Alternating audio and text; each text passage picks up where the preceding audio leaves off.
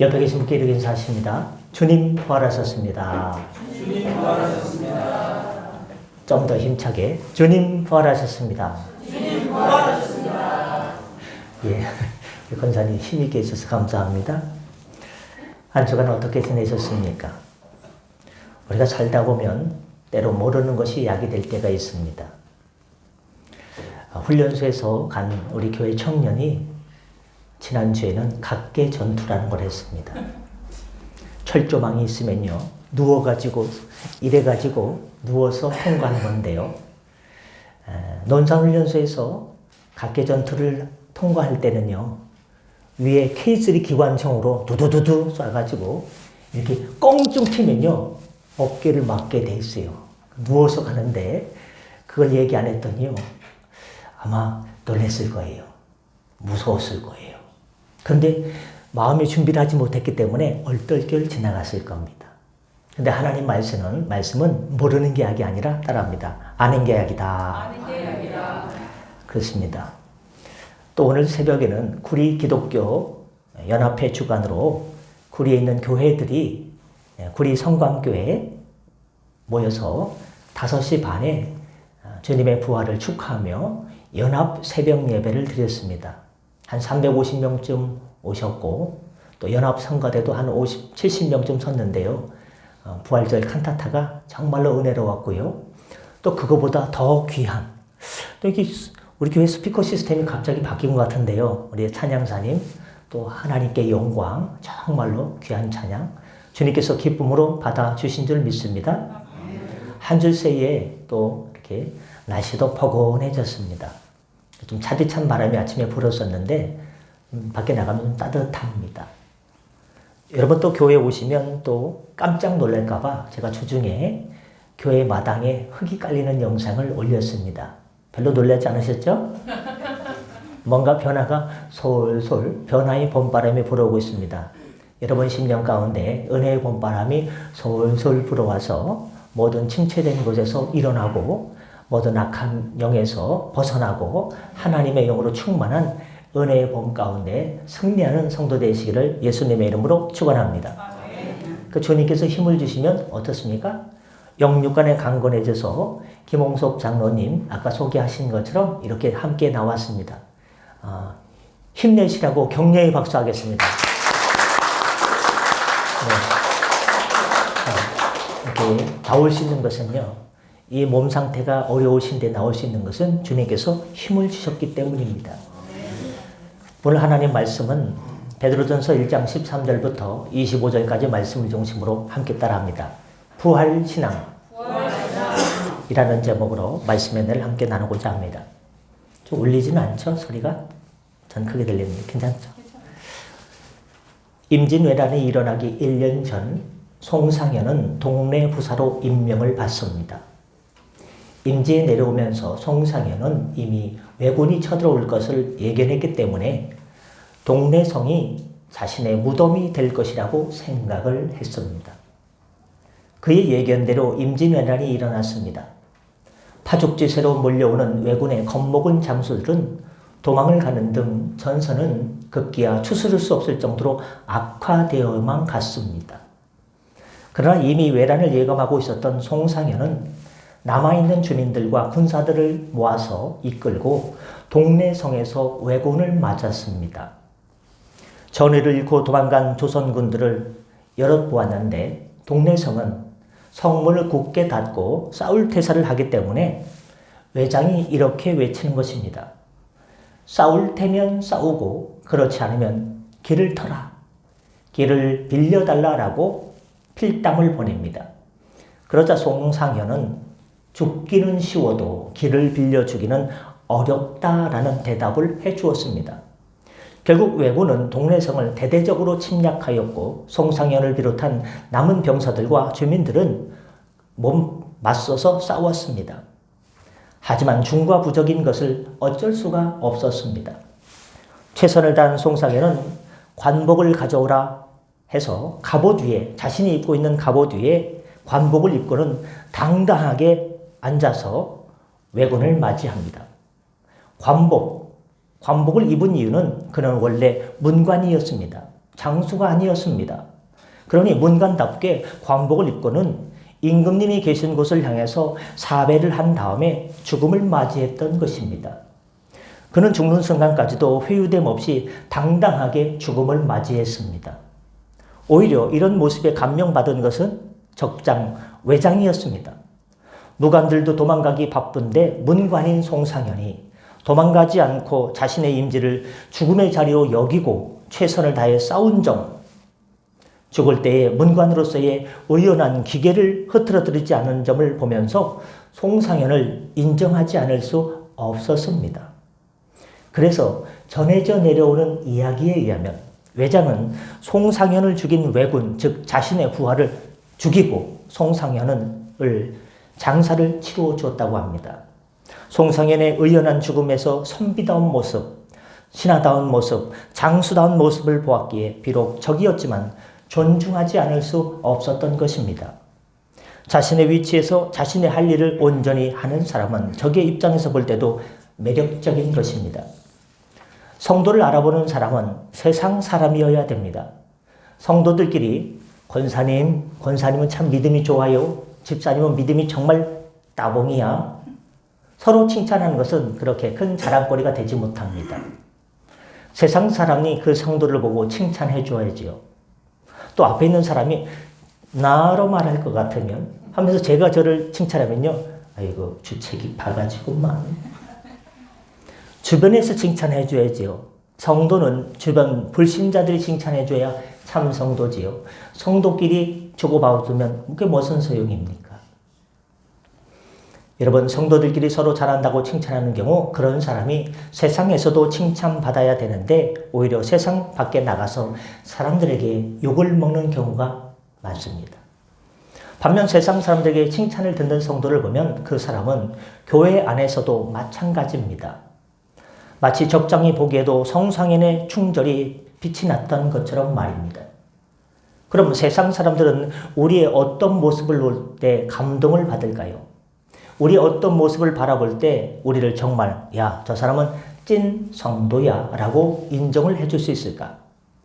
교회 잘 다니고 예배 잘 드리는 것은 그들에게 기준이 되지 않습니다. 이미 그들은 교회 잘 다니면서도 예배 잘 드리면서도 악한 일을 많이 하는 사람들을 많이 봤기 때문에 그렇습니다. 그렇다고 세상 사람들이 큰 이적을 바라는 것이 아니라 지극히 그리스도인다운, 크리스천다운 모습을 원할 것입니다. 21절 말씀대로 살면 됩니다. 21절 말씀 보십시오. 너희는 그를 죽은 자 가운데서 살리시고 영광을 주신 하나님을 누구를 통해서? 그리스도로 말미암아 믿는 자니 너희의 믿음과 소망이 하나님께 있게 하셨느니라 라고 말씀하고 있습니다. 우리는 죽으셨다가 다시 살아나신 부활하신 예수님을 믿는 자들입니다. 그렇다면 우리의 믿음이나 삶의 소망이 하나님께 부활하신 예수님께 있어야 됩니다. 세상 사람들은 이런 우리의 모습을 볼 때 우리를 칭찬하고 인정해 줍니다. 세상 사람들은 우리가 세상 사람들의 논리와 희망을 따라가는 것이 아니라 부활하신 예수님을 소망으로 두기 때문에 자신들과는 다른 모습이기를 바라는 것입니다. 따라서 오늘 우리가 점검할 것은 부활하신 예수 그리스도를 소망하며 살고 있는가? 우리는 그리스도를 다시 살리신 하나님을 믿고 있는가? 이런 모습이 우리의 삶에서 풍겨지고 나타나고 있는가? 이런 것들을 돌아봐야 될 것입니다. 그래서 오늘은 세상 사람들도 바라는 기대치 곧 하나님께 소망을 둔 부활신앙으로 사는 성도의 삶에 대해서 살펴보고자 합니다. 첫 번째로 부활신앙을 가진 사람은 마음에 허리를 동이고 근신하는 삶을 사는 자입니다. 허리를 동인다. 13절에 나와 있죠. 그러므로 너희 마음에 허리를 동이고 근신하여 예수 그리스도께서 나타나실 때에 너희에게 가져다 주실 은혜를 온전히 바랄지어다. 여러분, 허리끈을 질끈 동여매는 일은 언제 합니까? 일을 할 때 허리끈을 동여매게 됩니다. 안 그러면 옷이 걸려서 일을 제대로 할 수 없습니다. 허리끈 묶다 보면 일 다 끝납니다. 산을 올라가는 사람이 허리띠를 동여매고 운동화 끈을 바짝 조이는 것과 같은 이치입니다. 사람을 만날 때 그 사람의 옷차림이 어떠한가에 대해서 그 사람의 정신이나 삶에 사는 자세를 일부 엿볼 수가 있습니다. 옷을 잘 입어서가 아니라, 비싼 옷을 입어서가 아니라 얼마나 깔끔하고 단정하게 입었느냐가 중요합니다. 그런 단정한 옷차림이라면 그 사람은 자신이 하는 일에 긴장을 늦추지 않는 사람인 것입니다. 지금은 많이 좋아졌지만 옛날에는요, 골프장에 갈 때 자켓을 입고 가야 돼요. 골프웨어를 딱 입고 가야 돼요. 반바지 입고 가면 어떻게 돼요? 안 됩니다. 지금은 많이 캐주얼해져서 반바지 입는데도 있다고 하는데요. 딱 갖고 가야 됩니다. 골프장에 갈 때는. 골프웨어를 입고 자켓을 딱 갖춰 입고 가야 됩니다. 그리고 운동복은요, 보스턴 가방에 딱 갖고 가가지고 거기 캐비넷에서 갈아입습니다. 그렇습니까? 제가 살짝 봤기 때문에 누구를 봤는지 모를 겁니다. 그렇습니다. 갖춰야 됩니다. 안 그러면요, 쫓겨납니다. 근데 우리나라 딱 한 군데가 남아있어요. 정장 그렇게 골프웨어를 갖추지 않으면 쫓겨나는 데가 우리나라 딱 한 군데가 아직도 남아있습니다. 전통을 고수하는 것이죠. 자신의 그런 것에 대해서 최소한의 예의를 갖추라는 것이죠. 본문에 보면 마음의 허리를 동이라고 합니다. 단순히 옷을 그렇게 입으라는 것이 아니라 마음이라는 옷을 그렇게 준비된 모습으로 입으라는 것입니다. 이는 우리의 마음 자세가 항상 준비되어서 하나님께 소망을 둔 모습으로 살아가라 이 말입니다. 그래서 허리를 동이다라는 말과 함께 근신하다라는 말은 함께 나가는 것입니다. 근신하라라는 말은 깨어 있으라는 것입니다. 우리 기독교연합회에 새벽 예배를 가기 위해서 4시에 알람을 맞춰놨습니다. 임원들은 30분 일찍 5시까지 가야 돼서 4시에 맞춰놨는데요. 알람 소리가 안 들리는 거예요. 4시 반에 울린 거예요. 4시도 건너뛰고 10분도 20분도 건너뛰고 30분 만에 기적적으로 부활했습니다. 그래서 5시 5분에 갔더니 벌써 다 와 계시더라고요. 깨어 있어야 됩니다. 잠들면 곤란합니다. 근신하라는 말은 깨어 있으라는 말이고 술 취해 있지 않음을 의미합니다. 그럼 왜 우리의 마음의 허리를 동여매야만 될까? 다른 표현으로 왜 근신하라고 하는 것일까? 그 이유는 거룩함을 유지하기 위해서입니다. 따라합니다. 거룩함. 맞다고 종소리가 울리지 않습니까? 거룩함을 유지해야 됩니다. 본문 말씀에 나옵니다. 어디 있습니까? 너희가 순종하는 자식처럼 전에 알지 못하던 때에 따르던 너희 소욕을 본받지 말고 14절입니다. 너희가 순종하는 자식처럼 전에 알지 못할 때에 따르던 너희 사욕을 본받지 말고 오직 너희를 부르신 왜 부르셨을까? 거룩하신 이처럼 우리를 불러주신 분이 거룩한 분이고 너희도 모든 행실에 거룩한 자가 되라. 하나님께서는 성도들에게 거룩한 모습을 요구하십니다. 우리에게 요구하는 이 거룩성을 유지하기 위해서, 이 거룩성을 이어나가기 위해서 하나님께서는 우리의 마음에 무엇을 동이라? 마음의 허리를 동이라고 하고 있습니다. 우리의 마음이 흐트러지고 하나님의 거룩성을 망각할 때 거룩함을 잃어버리기 때문입니다. 아무 생각 없이 사는 것과 나는 하나님의 거룩한 백성이라는 생각을 갖고 사는 것은 하늘과 땅끝 차이입니다. 아무 생각 없이 살다 보면 세상에 이런저런 시류에 흔들려 가게 되어 있습니다. 그러니 마음의 허리를 동이는 것과 근신하는 것이 필요합니다. 왜요? 하나님께서 주신 거룩성을 유지하기 위해서. 안 그러면 순식간에 공든탑 무너집니다. 항상 나는 하나님의 거룩한 백성이라는 자각을 하면서 어떤 자리에 가든지 어떤 자리에 있든지 하나님의 백성다운 모습으로 살아가야 됩니다. 착각하지 말 것은 거룩하다는 것은 교회에서 예배하는 것만이 아니라는 것입니다. 예배 잘하고 기도 잘하고 찬송 잘하는 것은 베이직, 기본입니다. 이것 외에 교회 밖에 나가서 사는 모습에서도 거룩성이 묻어나야 됩니다. 예배 잘하고 기도 잘하고 찬송 잘하는데 교회 밖에 나가면 세상 사람들과 똑같이 어울러서 산다면 이것은 거룩이 아니라 마스크를 쓴 가식일 것입니다. 또한 거룩은 다른 사람을 정죄하는 것을 가리키는 게 아니라는 점도 알아야 됩니다. 이것도 우리가 흔히 아는 착각 중에 하나입니다. 거룩을 가장 착각한 사람들이 성경에 나오는데 그 사람들은 바로 바리새인들입니다. 그들은 거룩해야 한다는 것은 생각했지만 그 거룩이 자기 자신에게 무한히 질문을 던져야 될 상황이라는 점을 간과하고 말았습니다. 그래서 그들은 툭하면 다른 사람에게 거룩하지 못하다고 하면서 비난을 하면서 정죄를 했습니다. 그리고 다른 사람을 정죄하면 정죄할수록 자신들은 그들과 같지 않고 더 거룩한 것처럼 착각에 빠집니다. 이게 바로 바리새병입니다. 정죄하는 병이죠. 그래서 바울은 이들에게 이렇게 말합니다.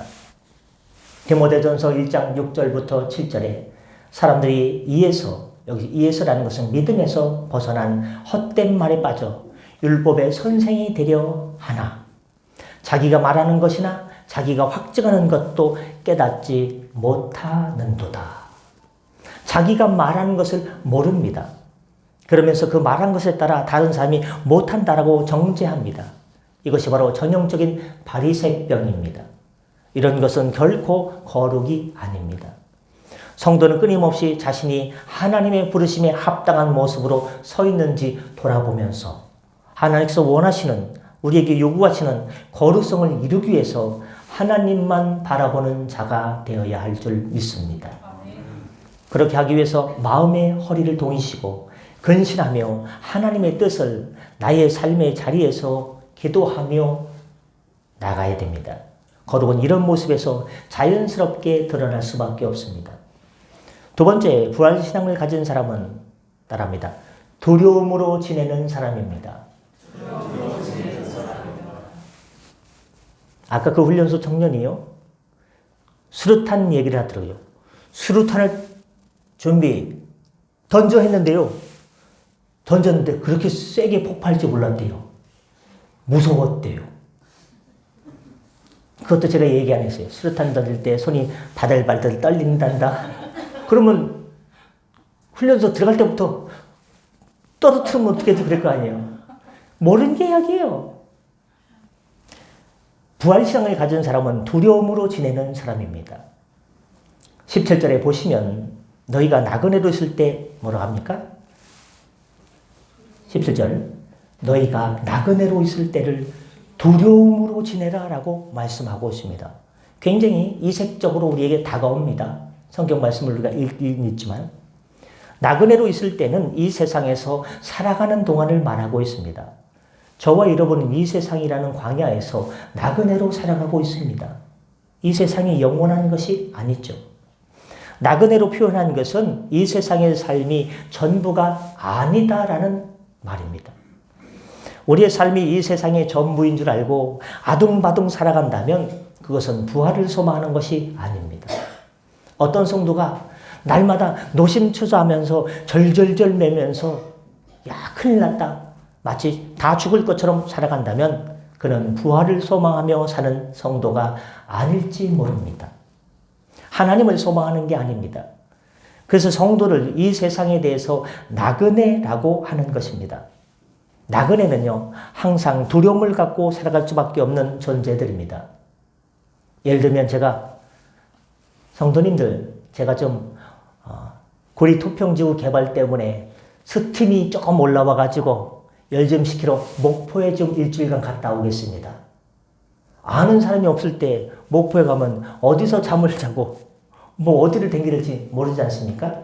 물론 스마트폰 보면 뭐 좋은 데 다 나오지만 아무도 모르는 곳, 아는 사람이 없는 곳, 낯선 광야 같은 곳에 간다면 밤에 잘 때 텐트 속으로 뱀이 들어올까? 이리가 나타날까? 두려울 것입니다. 우리는 이 세상이라는 것에 대해서 나그네로 살아가고 있는 존재입니다.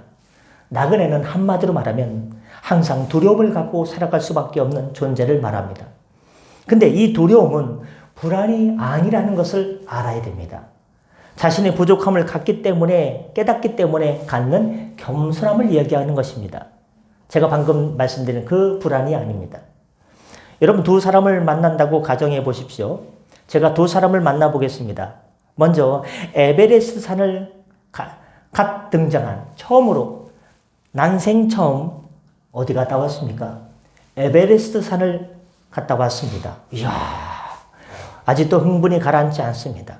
그 사람을 만난다고 생각해 보십시오. 아마 그 사람과 이야기하다 보면 히말라야 산맥과 에베레스트 산에 대해서 많은 이야기를 들을 것입니다. 제가 갈 때요, 제목군 들어주는 사람들하고요, 거기가요, 막 무용담을 늘어놓겠죠. 그럼 이번에는요, 갓 에베레스트를 한 번 봉우리 하나 올라간 사람이 아니라 16자를, 봉우리 하나가 아니라 16개의 봉우리를 모두 오른 사람을 만났다고 생각해 보십시오. 여러분, 에베레스트의 16자를 모두 오른 사람은 누구 대장이 딱 떠오릅니까? 어몽길 대장이 처음입니다. 이런 어몽길 대장을 만난다고 생각해 보십시오.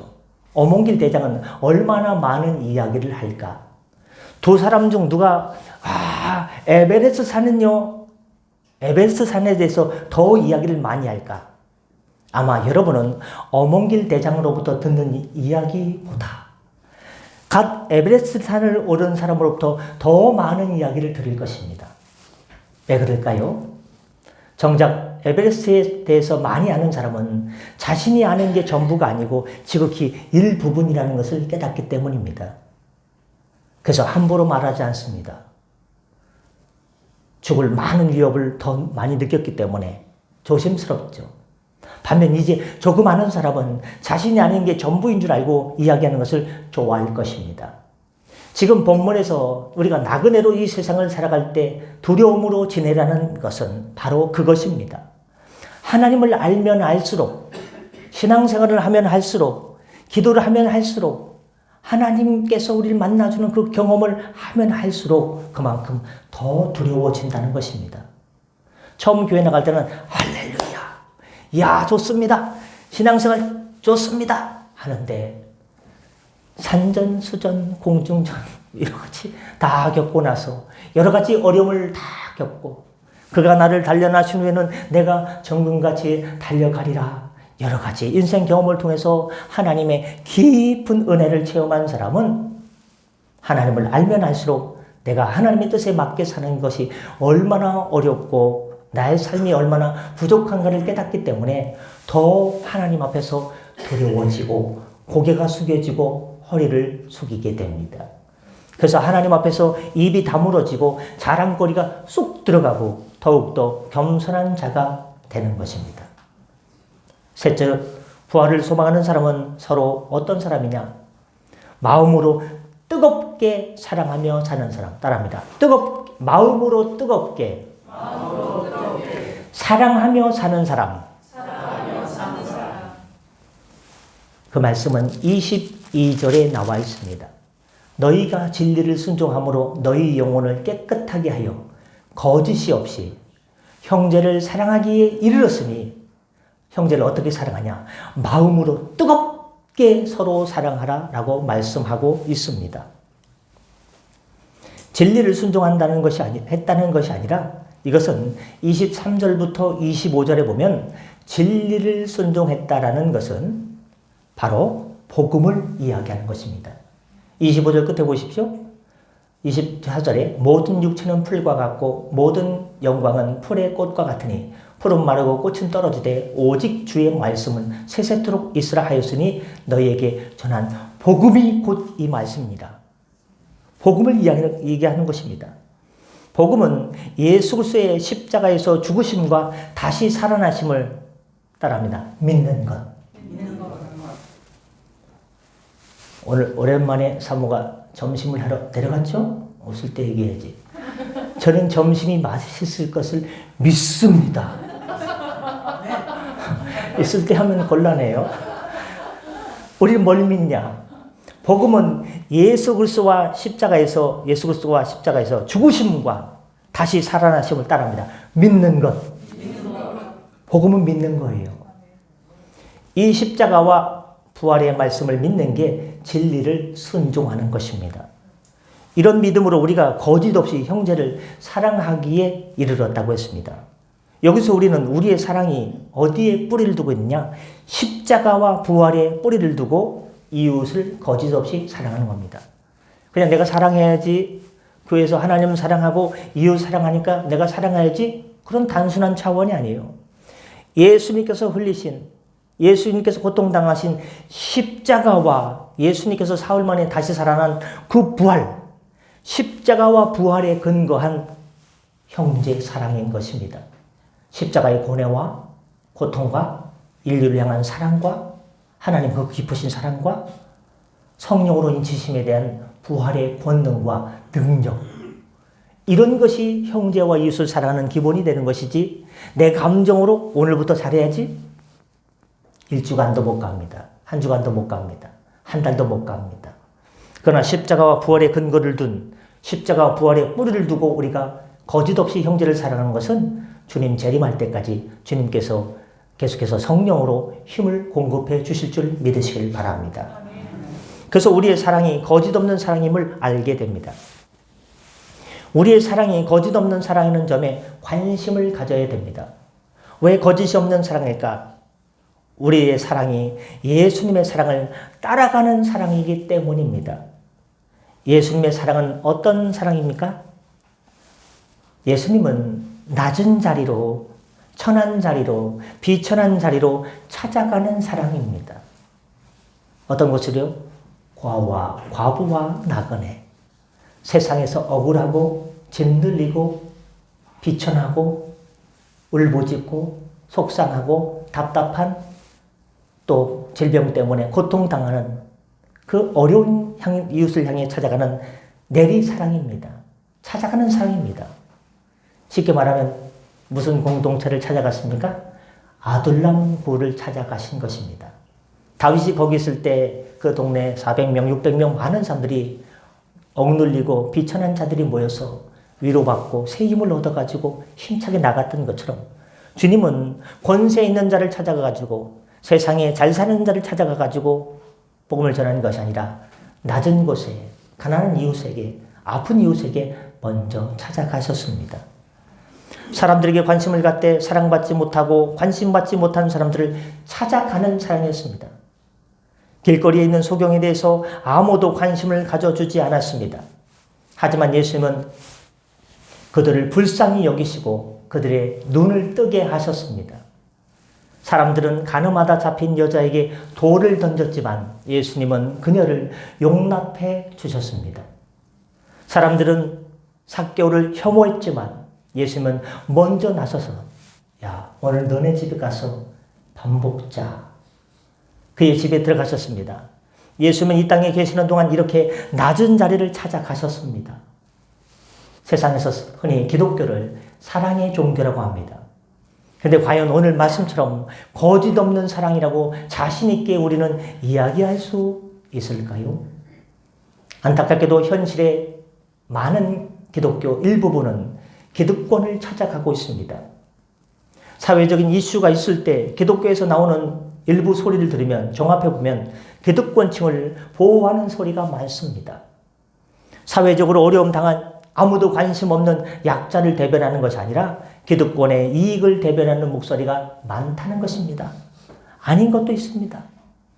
그리고 교회의 문턱이 높아져서 가난하고 억울함을 당한 자들이 넘어서기에 힘든 경우, 보이지 않는 벽이 너무 높은 경우가 있습니다. 따뜻한 위로 한마디 얻으려고 교회를 찾아도 목사님 얼굴을 뵈려면 여러 단계를 거쳐야 되고, 여러분 저는 쉽게 보죠. 좀 사이즈 큰 데 가면요, 목사님 얼굴 저 멀리서 화면으로 볼 수 있지만요, 만나기 어려운 경우 많아요. 여러 단계를 거쳐야 되고, 그런 과정에서 아예 목사님 앞에 설 기회조차 얻기 어려운 것이 현실입니다. 이게 지금 우리의 모습입니다. 그것도 과연 그것이 거짓 없는 사랑일까요? 과부와 고아와 몸을 함부로 움직인 그 여인을 찾아가신 예수님의 모습을 어디서 찾아볼 수 있겠습니까? 예수님은 낮은 곳에 찾아가셨어요. 슬픔 당한 이웃, 갑작스런 재난 당한 이웃, 세상에서 해결받을 수 없는 문제와 고난을 받은 이웃들을 직접 낮은 곳으로 찾아가셔서 먼저 손을 내미셨습니다. 구원을 선포하셨고 앞을 보게 하시고 듣게 하시고 피를 멈추게 하시고 혈루군을 멈추게 하시고 귀신을 내쫓으시고 그들을 다시금 일상생활로 복귀시켜주기 위해서 낮은 곳으로 직접 찾아가셨습니다. 거짓 없는 사랑은 무엇을 받기 위해서 하는 사랑이 아닙니다. 십자가의 보혈과 부활하심으로 받은 사랑은 우리가 주님께 다시 되돌려 드릴 수 없는 사랑인 것입니다. 어떻게 그 사랑을 다 대갚할 수 있겠습니까? 거저받은 사랑입니다. 십자가 사랑, 부활의 기쁨 사랑, 주님께서 거저 주셨습니다. 그래서 카리스, 은혜라고 합니다. 그런데 은혜를 온전히 깨닫는 사람은 역시 그것을 갚을 수 없는 사람에게 조용히 나누게 되었습니다. 그래서 우리 구주 예수님께서 왼손이 하는 일을 오른손이 모르게 하라. 하나님의 은혜를 내가 받았으니 그 사랑 나한테 다 갚을 길이 없지? 낮은 이웃들에게, 내가 낮은 사람을 찾아가고 비천한 이웃들에게 주의 큰 사랑과 기적을 보이는 것처럼 너도 그 은혜를 갚을 수 없는 어려운 이웃에게 나누어줘라. 드러내지 말고 나누어줘라. 하나님께서 하늘에서 다 갚아주신다고 했습니다. 우리도 예수님께서 가신 자리, 가난하고 낮은 자리로 내려가야 됩니다. 부활신앙을 가졌다고 하면서 이런 거짓 없는 사랑을 나타내지 않는다면 받은 사랑이 정말 진짜인가 의심해 볼 수밖에 없습니다. 영혼은 귀하고 천한 게 없습니다. 사람은 귀하고 천한 사람이 따로 없습니다. 주님 앞에 모두는 똑같은 사랑스러운 존재들입니다. 그러니 우리는 주님이 만나게 하시는 사람이 어떤 사람이든지 가리지 마시고 사랑해야 됩니다. 오히려 말씀 그대로 따라합니다. 마음으로 뜨겁게. 12절에 너희 영혼을 깨끗하게 하여 거짓이 없이 순수하게 형제를 사랑하게 이뤘으니 형제를 어떻게? 내가 도와줄게. 이 정도면 되겠지 내 욕먹지 않을 만큼 그것이 아니라 마음으로 뜨겁게 서로 사랑하라고 말씀하고 있습니다. 마음으로 뜨겁게. 원사님 마치시면 됩니다. 마칠 시간 죄송합니다. 귀에 뭐가 좀 있어가지고 마칠 시간입니다. 서론에서 말씀드린 것을 생각해 보십시오. 어떤 사람이 우리를 보더라도 존경하는 마음이 저절로 들어야 됩니다. 여러분의 얼굴을 보시고 사람들이 존경하는 마음이 들어야 됩니다. 한번 옆에 계신 분 잠깐 볼까요? 그럽시다. 존경하는 마음이 들어야 됩니다. 왜냐하면 우리의 심장에는 예수 그리스도의 십자가와 부활이 고동치고 있기 때문입니다. 우리 속에 있는 이 은혜에 따라 우리는 마땅히 오늘 첫 번째 대지 마음의 허리를 동이는 모습을 나타냈기 때문이며 이 세상 나그네 길을 광야 길을 나그네로서 두려움에 서는 자들이 되기 때문이며 그리고 거짓 없는 사랑으로 우리의 이웃을 형제를 마음으로 뜨겁게 다가가기 때문에 주님께서 그렇게 거룩성을 유지시켜 줄 수 있습니다. 세상은 우리들에게 발견되는 이런 세 가지 모습에서 감동을 받고 우리를 자신들과 다른 사람이라 여기게 되고 존경하게 되고 그리고 그것도 역시 우리가 가지고 있는 예수 그리스도에 대해서 관심을 갖게 될 것입니다. 나의 삶의 모습이 주의 거룩성이 나타나고 예수님이 드러나는 것, 그것이 바로 관계전도의 출발점인 것입니다. 오늘 예배하는 저와 여러분에게 이런 부활신앙이 넘쳐나기를 바랍니다. 확실한 부활신앙을 가지고 이제부터 오늘부터 나는 새롭게 태어났다. 새롭게 거듭났다는 마음가짐 자세로 남아있는 인생 믿음의 삶에서 바로 마음의 허리를 동이고 마음으로 뜨겁게 사랑하고 어떻게 해요? 나그네로서 주님 앞에 두렵고 떨리는 마음으로 이 일을 행하시는 주의 복된 성도 되시기를 예수님의 이름으로 간절히 축원합니다. 기도하겠습니다. 은혜가 충만하신 하나님 아버지, 예수님의 십자가 부활로 온 인류에게 구원의 선물과 영생의 길을 열어주시니 감사드립니다. 광야 같은 이 세상 나그네의 심정을 가지고 두렵고 떨리는 마음으로 십자가와 부활에 대한 이 믿음 가지고 우리가 살면서 대하게 되는, 접하게 되는 어려운 형제와 이웃들에 대해서 마음으로 뜨겁게 주의 사랑과 은혜를 전할 수 있는 성도 되게 하여 주옵소서. 감사드리며 예수님의 이름으로 기도드립니다. 아멘. 주신 말씀 기억하면서 찬송가 165장 부르시면서 준비하신 점을 하나님께 드리겠습니다. 165장입니다.